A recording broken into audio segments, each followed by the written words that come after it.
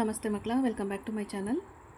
ಇವತ್ತು ನಾವು 10ನೇ ತರಗತಿಯ ಕನ್ನಡದಲ್ಲಿ ಮೇಕ್ ಇನ್ ಇಂಡಿಯಾ ಇದಕ್ಕೆ ಸಂಬಂಧಪಟ್ಟಂತಹ ಪ್ರಬಂಧವನ್ನು ನೋಡ್ತಾ ಹೋಗೋಣ ಮಕ್ಕಳ. ಮೊದಲಿಗೆ ಪೀಠಿಕೆಯನ್ನು ನೋಡಿ. ಭಾರತ ದೇಶವನ್ನು ಒಂದು ಉತ್ಪಾದನಾ ವಲಯದ ಕೇಂದ್ರ ಸ್ಥಾನವನ್ನಾಗಿ ಬಳಸಬೇಕೆಂಬ ಉದ್ದೇಶದಿಂದ ಭಾರತ ಸರ್ಕಾರ ಜಾರಿಗೆ ತಂದಿರುವ ಅತ್ಯಂತ ಮಹತ್ವಪೂರ್ಣ ಯೋಜನೆಯೇ ಮೇಕ್ ಇನ್ ಇಂಡಿಯಾ, ಅಂದರೆ ಭಾರತದಲ್ಲಿ ಉತ್ಪಾದಿಸುವುದು ಎಂದರ್ಥ. ಭಾರತ ದೇಶವು ಉತ್ಪಾದನಾ ವಲಯದಲ್ಲಿ ಸ್ವಾವಲಂಬನೆ ಸಾಧಿಸಲು ಬಹಳ ಉಪಯುಕ್ತ ಯೋಜನೆ ಇದಾಗಿದೆ. ಇದರ ಬೆಳವಣಿಗೆಯನ್ನು ನೋಡಿ ಮಕ್ಕಳ.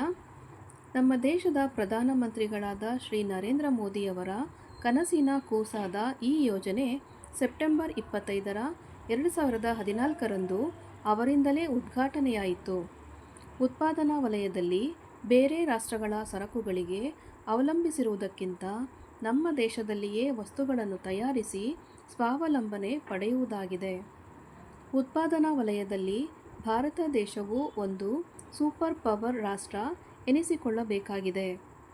ನಮ್ಮ ದೇಶದ ಉದ್ಯಮಿಗಳು ಮತ್ತು ಅನ್ಯ ದೇಶದ ಉದ್ಯಮಿಗಳು ನಮ್ಮ ದೇಶದಲ್ಲಿ ಬಂಡವಾಳ ಹೂಡುವಂತೆ ಮಾಡಿ ನಮ್ಮ ದೇಶದ ಕೈಗಾರಿಕೆಗಳನ್ನು ಬಲಪಡಿಸುವುದು, ಈ ಮೂಲಕ ಜನರ ಅವಶ್ಯಕ ವಸ್ತುಗಳನ್ನು ತಯಾರಿಸುವುದು. ಇದರಿಂದ ಆಮದು ಕಡಿಮೆಯಾಗಿ ರಫ್ತು ಪ್ರಮಾಣ ಹೆಚ್ಚಳವಾಗಬೇಕು.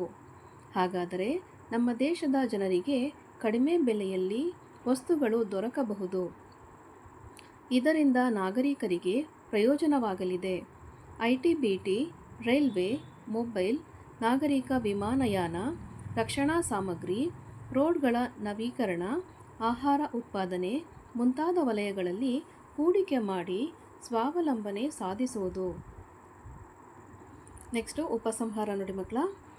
ಒಟ್ಟಿನಲ್ಲಿ ಸ್ವಾವಲಂಬನೆಯೇ ಸಾಧನೆಯ ಹಾದಿ ಎಂಬಂತೆ ಮೇಕ್ ಇನ್ ಇಂಡಿಯಾ ಯೋಜನೆಯು ಭಾರತದ ಅಭಿವೃದ್ಧಿ ಮತ್ತು ಉತ್ಪಾದನಾ ವಲಯದಲ್ಲಿ ಸ್ವಾವಲಂಬನೆ ಸಾಧಿಸಲು ಹೊಸ ಭರವಸೆಯನ್ನು ಮೂಡಿಸಿದೆ.